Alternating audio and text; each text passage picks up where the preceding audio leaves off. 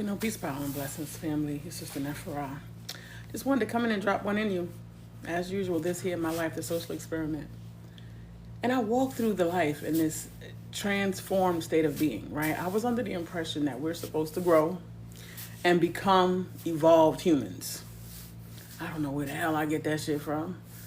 But it sounded good when I was thinking about it, like you kind of heal yourself through your shits, because unfortunately so many of us come into circumstances that are less than perfect. So we get these bumps and bruises along the way. I, for one, got many bumps and bruises, and my bumps and bruises started at 2.5 years old. So I have been working on the unpacking and the healing process for condensed, and I did...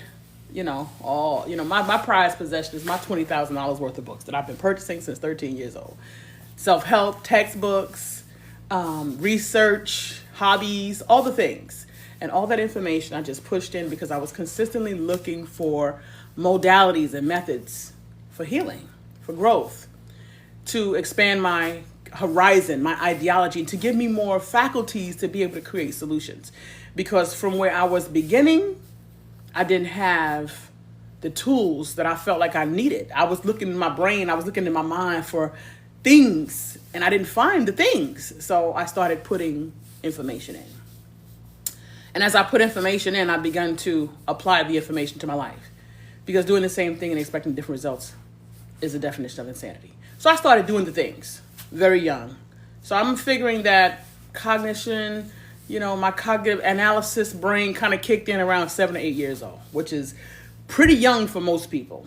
Most other groups of people, they get to give their children innocence for a long time. I didn't have that for that much time in my life. Immediately, I was able to see life, start to reason, analyze, process, and become decisive.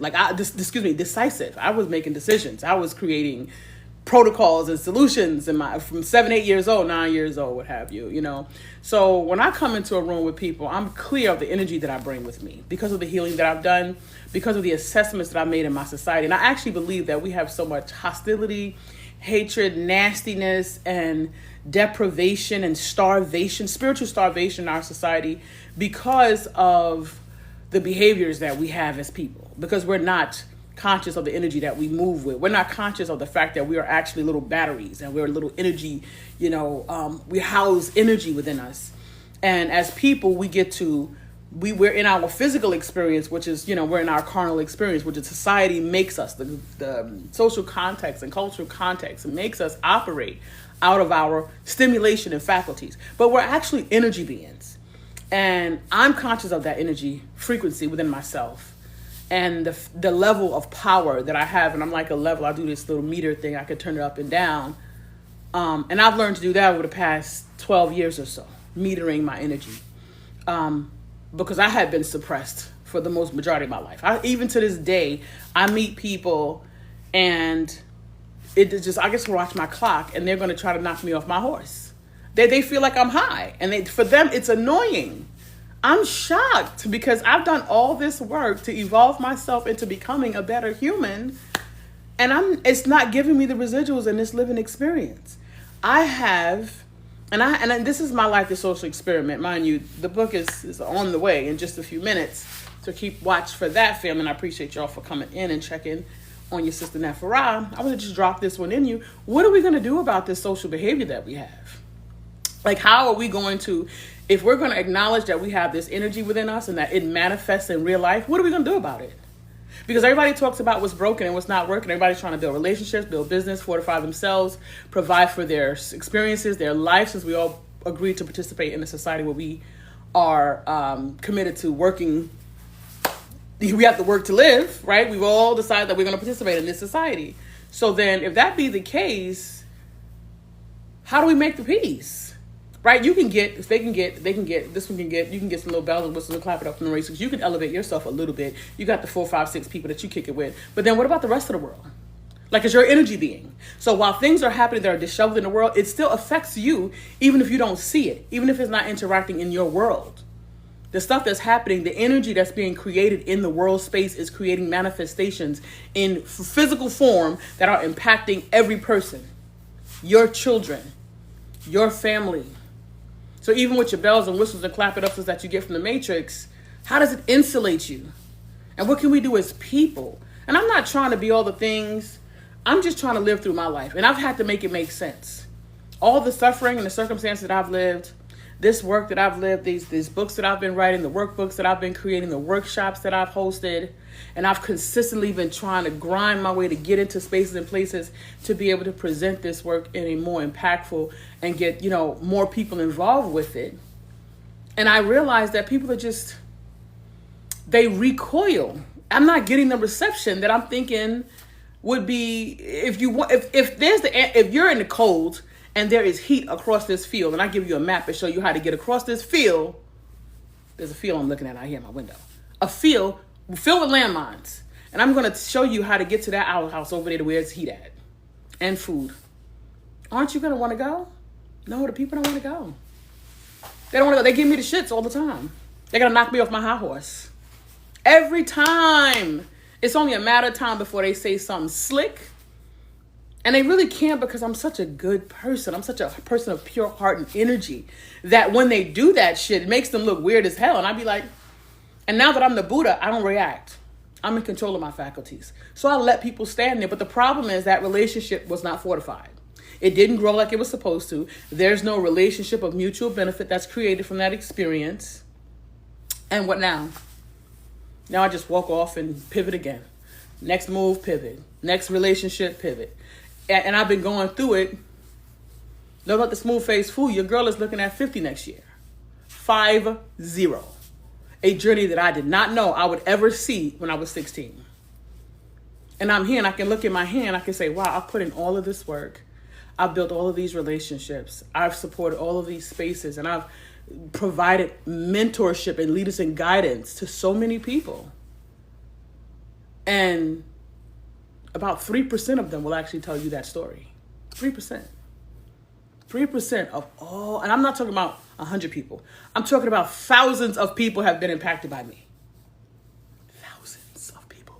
In today's world, that's social capital that I need.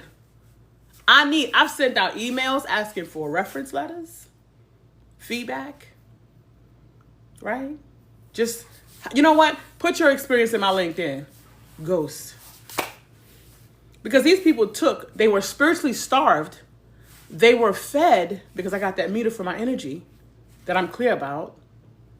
They were nourished, built some momentum into themselves, and got a few bells and whistles to clap it up from the Matrix and ran off. That's us, family. That's us. That's us. We're not Sawubona, not Namaste, the divine in me honors and respect the divine in you. And Sawubona means I see into you, African. My third eye can see into you. Energy to energy, spirit to spirit. We are both connected to the divine source, divine design. This is my rhetoric. These are the things that I live by in my life experience. And I'm just, it's moving me to such sadness, like serious sadness. And I don't particularly understand where we're going with this as this lived experience. And I'm a person who, I house my own processes. I think for myself. I do isolation in order to math things out. I retreat so that I can rebuild. I can't counsel with people. I just can't counsel with any and everybody because, and I don't know all the knowing, but I know we as a society, there's such a low bar for us as a group of people, as a social and global community. There is a low bar for what is called the human frequency, Sawubona and Namaste. We are not really connected as people. Everybody is in their groups. Everybody take care of their peoples. They similar peoples. But other people, we've now decided that there is a reason why these people don't matter. So there's not a collective understanding of mutual benefit. And Namaste, the divine in me honors and respects the divine in you. And particularly since I'm a Black person living the Black American experience, I see us, and I had to reprogram the reflex of looking at each of us as a suspect. As a reflex, self-hatred, anti-Blackness. It's a reflex. And my family was training it into me when I was young. But I kept saying, no, she's my friend. No, that's my friend. My grandma said, everybody's not your friend. Stop showing so much teeth. She wanted me to build up an exterior, a tough exterior. And I didn't want it. I mean, you might look at me and I might be the person who, what we understand is the white behavior, white girl attitude. I want the fucking bowl of cherries. I want the jovial and the calm and the joy and the happy and the laughy and the tenderness. I want that shit. So I built that for my life. But when I meet black folks, they get nasty and they recoil and they get stank. And because most of them be faking if they do it. It's for real for me. Because I went back and I nurtured my child. I nurtured the childhood trauma. Remember, I told you my innocence was gone from 2.5 years old. So I had to go back and reparent myself and decide that this is the joy that I want in my life. This is the joy I want in my energy. 15 years old, I was in boarding school, resident of the month. Took me a whole year and a half to become resident of the month, and I was just so proud of myself. They hung my picture in the plaque out front. You know those girls scraped the scar on my face? They scraped my picture with the staple. Little, staple they just did, and they made a star across my face and damaged my picture. I still have that picture to this day. Because I've walked through this life and someone has been scratching the face of my picture every other day. Mostly other black people. Mostly other black women. I don't know. And I'm faced with some things right now. And I'm just trying to figure what's next. Because all of this it wouldn't make no sense if there's nothing that can come, no good that can come from it. If I can't share, if I can't open this environment up and create this safe space for the healing, because it's out there, because we're doing this to each other. Like these are not isolated incidents. What I'm saying happens frequently. I've dealt with it in the job, in the workplace, and I'm telling you, I shared a recent picture of the pins that are in my spine. I'm not even going to tell you how I got them pins in my spine. A group of black women. Yeah, a group of black women. So I'm trying to make it make sense, and it's just not mathing for me. So when members of our family move on and go to other groups of people, I see why they do that.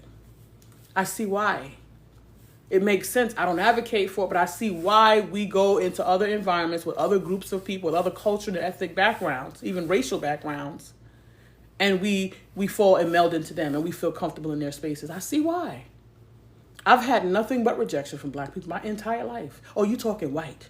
So intelligence and analytical behavior belongs to white people? How is this possible? How is it possible that in your consciousness, in your subconsciousness, black people, family members, community members, friends, neighbors, the only way you understand intelligence and analytics and a conversation that appears to be what they say highbrow. You were always talking highbrow. I was 12. I was national spelling bee champion. You, not my fault, but you got a GED. Whose fault is that? So because you have a GED and you're the bus driver, I'm just saying, these are some of the people that are in my space. But I'm also talking to academics. I'm talking to academics who have the capacity to comprehend what I'm saying and yet still choose confusion to gaslight me.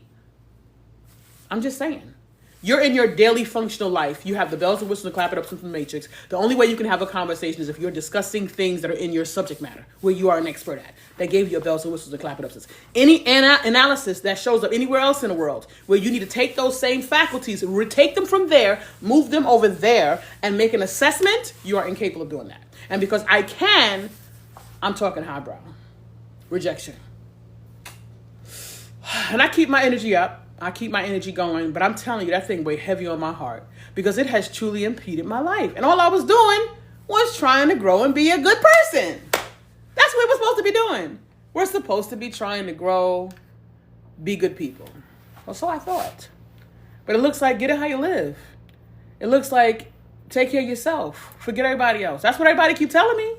The few people, I don't care about no black folks, man. Matter of fact, in my line of work, I avoid them. Different groups of people, different spaces and places that I've been, because they're going to be problems. They're going to bring problems. They're going to have an attitude. They're going to be nasty. Yes, and yes.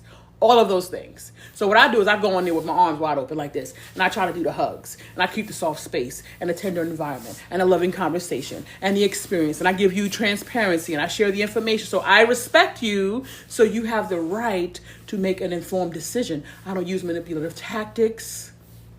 And what? They go batshit crazy every time. Every time. Either it's fear or it's the fact that they have no exposure making decisions on their own behalf. Because most of us, I've assessed, is where most of us just standing around waiting to be told what to do. Society is going to tell you what to do. The mob mentality is going to tell you what to do. Your friend's family, your boyfriend is going to tell you what to do. You are not going to go in your mind and move some things around and make an analysis and check in with divine sign and make a decision decisively on your own accord. I do it every day, all day, and been doing it for over 40 years. So this is why people think, when I can't bootleg. I can't bootleg. I'm efficient. I start the work. I get it done. I am resourceful. I don't have to come to your door and ask you 1,050 times to make you feel like you're superior. Why? You gave me a task. I thought I was doing a great job. You should be patting me on my back and propping me up and saying, oh, how wonderful job. Never. It doesn't happen. Black folks, they try to put their back to me so that nobody can see me. They try to find a way to take credit for my work or duplicate it and take it for themselves. Oh, they do it all the time. All the time. In my face, be playing in my face. And because I don't be calling names, and because I'm not out here popping my neck, and not out here pointing fingers and doing all the things, they just walk off into the sunset and do their trifling stuff and continue that behavior. Because nobody is going to stop it. Because there's so many people with the trifling behavior. So what are we going to do? Family, what are we going to do? My life here, the social experiment. And I'm assessing tools and an action plan for thriving in this insanity. That's where I'm at with it. Because it's just not, it's not giving. It's not giving joy. It's not giving prospect. It's not giving future. It's not giving happiness.